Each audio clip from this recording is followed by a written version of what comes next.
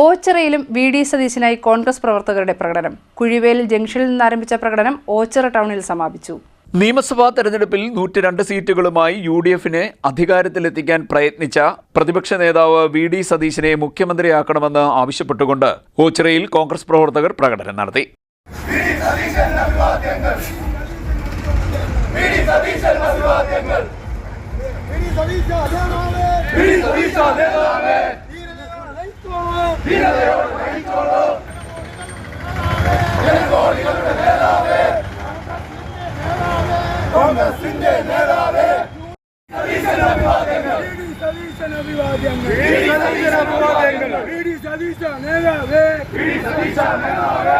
ഓച്ചിറ കുഴിവേലിൽ ജംഗ്ഷനിൽ നിന്നും ആരംഭിച്ച പ്രകടനം ഓച്ചിറ ടൗണിൽ സമാപിച്ചു. നെടുങ്കോട്ടകളായ ഇടതുപക്ഷ കോട്ടകളെ ഒന്നൊന്നായി വിറപ്പിച്ചുകൊണ്ട് എല്ലാ യു.ഡി.എഫിലേക്ക് കടന്നു വന്ന മുൻകാല കമ്മ്യൂണിസ്റ്റ് നേതാക്കളെ ഭൂരിപക്ഷത്തെ വിജയിപ്പിക്കുന്നതിന് മുഖ്യ നേതൃത്വം കൊടുത്തത് ശ്രീ വി.ഡി. സതീശനാണ്.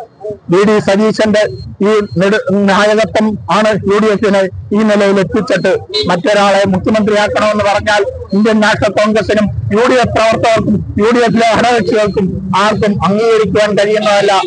100-ന് മേൽ സീറ്റ് പിടിക്കുമെന്ന് പറഞ്ഞ വി.ഡി. സതീശൻ അതുപോലെ വാക്ക് പാലിച്ചിരിക്കുകയാണ്.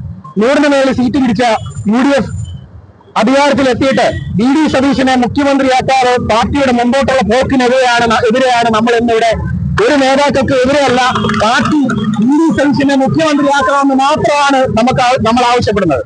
മുൻ യൂത്ത് കോൺഗ്രസ് ജില്ലാ സെക്രട്ടറി പ്രശാന്ത് കണ്ണമ്പള്ളിൽ, മുൻ കോൺഗ്രസ് മണ്ഡലം secretary Baburaj, Nizam Sait, CM Shah, Irshad Valyath, KT Jaleel, Sheji Oniyappurath, Shaneer Ottathengil തുടങ്ങിയ നേതാക്കൾ നേതൃത്വം നൽകി. CDNet news Ochira.